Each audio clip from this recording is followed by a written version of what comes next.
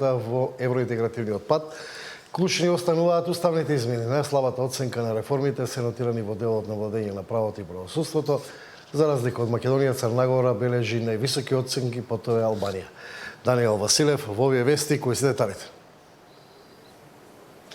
Добро вечер, Маријан. Јасна е пораката од Брисел. Нема продолжување на европскиот пат на Македонија без да се спроведат уставните измени, односно внесувањето на бугарите во уставот. Како што кажа и ти, не е спроведено ништо ниту во судството, ниту во владењето на правото.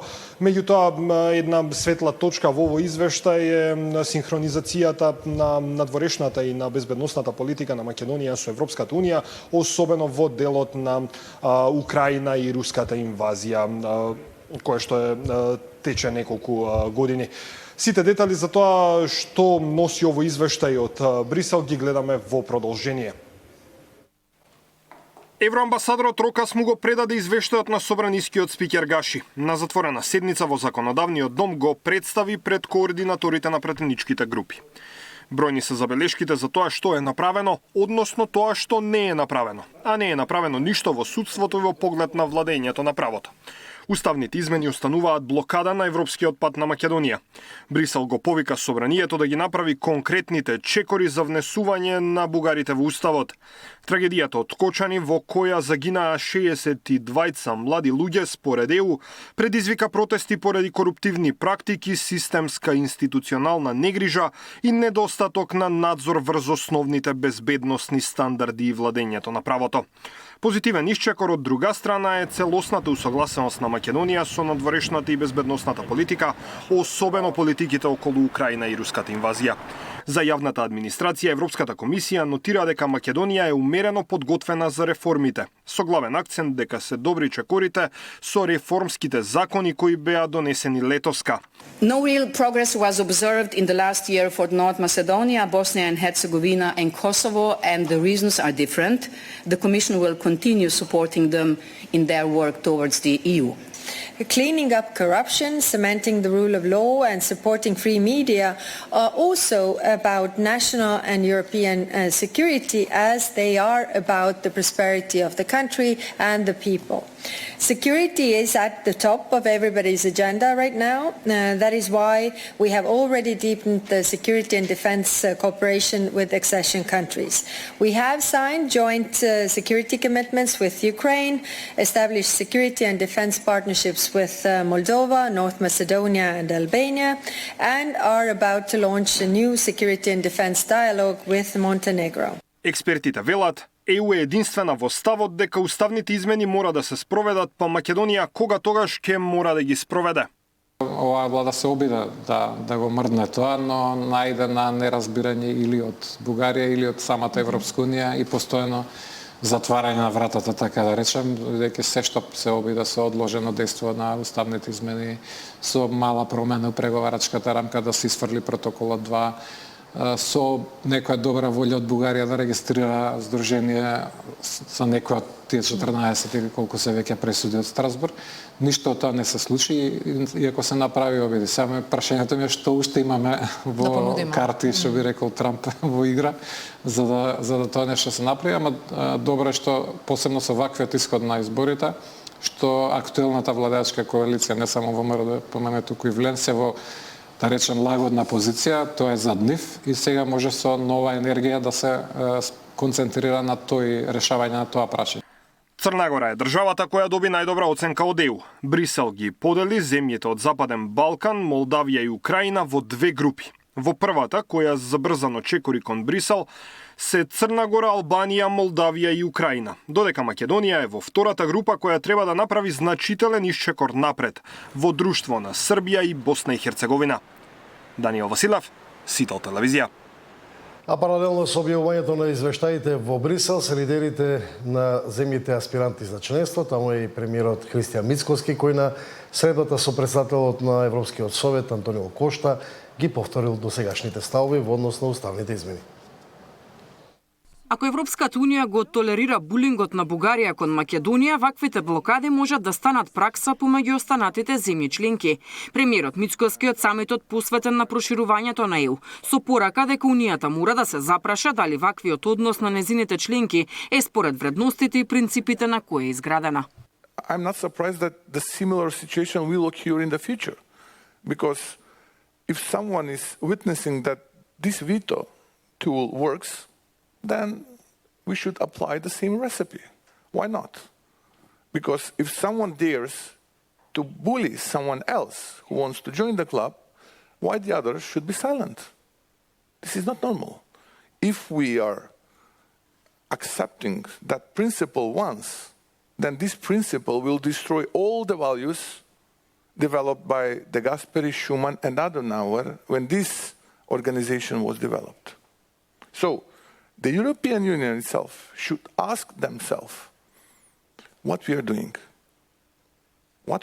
with this unanimity, and is it according to the principles and values based on which we've been developed? Дали Европската Унија може да си дозволи да изгуби уште време, праша и Кошта од самитот посветен на проширувањето на Унијата. Председателот на Европскиот совет пред лидерите на земјите кандидатки за членство порача дека проширувањето останува врвен приоритет на ова раководство на европските институции, како најдобра инвестиција во мирот. Украина, Молдавија и Западен Балкан природно припаѓаат во Унијата, вели Кошта, но сите земји кандидатки мора да ги испорачаат и неопходните реформи. And the current geopolitical context makes this priority all the more urgent and necessary for the European Union. Why? In an age of geopolitical instability, an enlargement European Union means a safer, stronger, and more peaceful Europe at home and in the world. Accession partners must decide if they have that determination to move forward with their European Union transformation, or if they prefer to remain trapped by painful historical legacies. The European Union must also decide whether it can afford to lose more time and if it is ready to evolve and adapt to the current geopolitical realities. Евроинтеграцијата на Македонија била во фокусот и на средбата на премиерот Мицкоски со председателот на Европскиот совет пред почетокот на самитот, а се разговарало и за заеднички стратешки важни проекти. На состанокот апсолутно ги повторивме нашите единствени позиции, кои што навистина се позиции кои што се достоинствени после сите оние понижувања кои што ни се случија во минатото, изминативе 25 години откако практично почна овој наш пат кон приближување кон Европската Унија. Имавме пријателски и би рекол прилично продуктивен состанок. Едноставно, се тоа кое што представува наш приоритет е и приоритет на господинот Кошта. Покрај приближувањето кон Европската Унија и отпуштувањето на преговорите, имаш уште неколку проекти кои што се за нас стратешки важни. Тоа е гасниот интерконектор со Србија и крак на гасниот цевковод кон соседно Косово. Само неколку часа по објавувањето на извештајот на Европската комисија за напредокот на Македонија, Мицкоски киме и работна вечера со еврокомесарката за проширување Марта Кос. Деспина Тодоровска, Сител телевизија.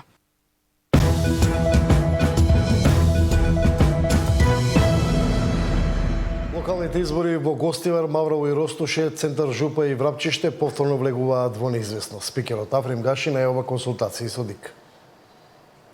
Се комплицираат локалните избори што одново треба да се спроведат во Гостивар, Маврово, Ростуше, Центар Жупа и Врапчиште, кои на 19 октомври не го постигнаа потребниот цензус за излезност. Во овие општини процесот треба да почне одново, но како што информираше денеска спикерот Гаши кој ги распишува изборите, ќе мора да се направат дополнителни консултации со ДИК.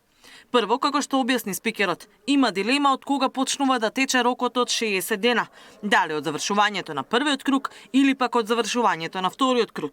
Поголем проблем е пак што за дополнителните избори, членовите на ДИК можно е да останат без мандат. Мандатот на членовите на ДИК трае 5 години и на актуелниот состав истекува на 15 јануари. Неуместно би било среде избори да распишам оглас за нови членови на комисијата. Затоа денеови веќе имаме средба со ДИК заеднички да го решиме ова во рамките на постојните закони. Сам не сакам да одлучувам, реше Гаши на брифинг. Тој не исклучува резултатите од актуелните локални избори да направат прегрупирање во пратеничките групи во собранието, а најави дури и промени во владиниот состав, согласно најавите на премиерот дека не е задоволен од работата на некои министри. На координацијата кај него бил донесен и став координаторите на партиите да почнат разговори за измени на изборните правила, особено во делот на финансирање на изборната кампања. Согласно за измени, според Гаши дала дури и опозицијската ДУИ, чии гласови се неопходни за консензус и бадантер, а која претходно ги условуваше измените на изборниот законник. Сепак измените на Законот за локална самоуправа, со кои се предвидува граѓанско отповикување на градоначалникот, како и општински полицајци, а кои исто така се заглавени од ДУИ, Гаши вели дека ќе мора да ја чекаат владината реконструкција. Поречи си 2 месеци пауза, пратениците првата посериозна седница ќе ја имаат на 11 или 18 ноември, зависно од пристигнатите материјали. Од денеска во парламентот е и буџетот за наредната година. До 10 ноември ќе се поднесуваат амандмани, а целосното усвојување на буџетот за 26-та треба да биде направено најдоцна до средината на декември. И покрај притисокот од ЕУ за уставни измени, Гаши вели дека не се планира отварање на највисокиот законодавен акт.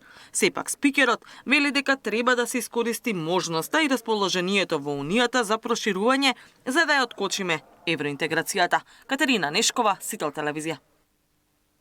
Изет Меджити денеска и официјално ја презеде функцијата градоначалник на општина Чаир, потенцира дека враќањето на оваа позиција за него представува чест одговорност и продолжение на една длабока врска со граѓаните на Чаир. Со неговото заминување од владата во локалната самоуправа, сега треба да бидат пополнето Министерското место за животна средина и просторно планирање, кое воедно до сега беше и вице-премиерска позиција. Според најавите од Влен, нов прв вице-премиер ќе биде Беким Сали, но веројатно друго име ќе дојде на позицијата министер за животна средина.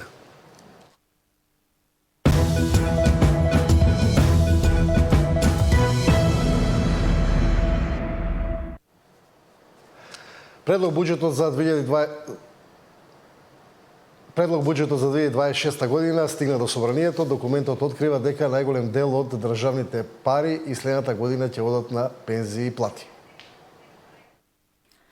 Речиси 2 милиарди евра ќе чинат пензиите во 2026-та, а повеќе од половина од сумата, околу 1 милиарда евра, ќе се покрие директно од буџетот за да може фондот за пензиско и инвалидско осигурување да ги исплати примањата. Според бројките, за пензии има речиси 10% повеќе пари во споредба со годинава, што уште еднаш потврдува дека состојбата со пензискиот фонд останува кривка и дека државната поддршка постојано расте. За плати и надоместоци се планирани 855 милиони евра, што е зголемување од 7%. Во образложението на буџетот стои дека средствата се зголемуваат поради нови вработувања, преземање на работници од други институции и нови колективни договори.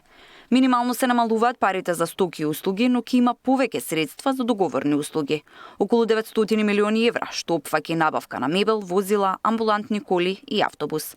Истовремено, средствата за социјални надоместоци се намалуваат за 15,7%, што покажува дека владината политика за следната година се фокусира повеќе на финансирање на пензискиот систем и администрацијата, отколку на социјалната помош. До година ќе треба да се вратат над 1,2 милиарди евра, 700 милиони евра еврообврзница која доспева. Дома и во странство, планот е да се задолжиме за речиси 2 милиарди евра. Со новите проекции за државната каса, планот е во 2026-та да се соберат 6 милиарди евра, а да се потрошат 6,7 милиарди евра. Минусот во буџетот е проектиран да биде 638 милиони евра, приближно колку што се планира за капитални проекти. Тука се изградбите на сали, училишта, веќе познатата делница Белјаковце-Крива Паланка од железничкиот коридор кон Бугарија, а планот е да заврши изградбата на автопатот Кичево-Охрид. Растот се очекува да биде 3,8%, инфлацијата 2,5%. Јавниот долг пак, според фискалната стратегија, ќе надмине 62% од бруто домашниот производ. Тамара Дичевска, Сител телевизија. Тука е крајот на овие вести. Следните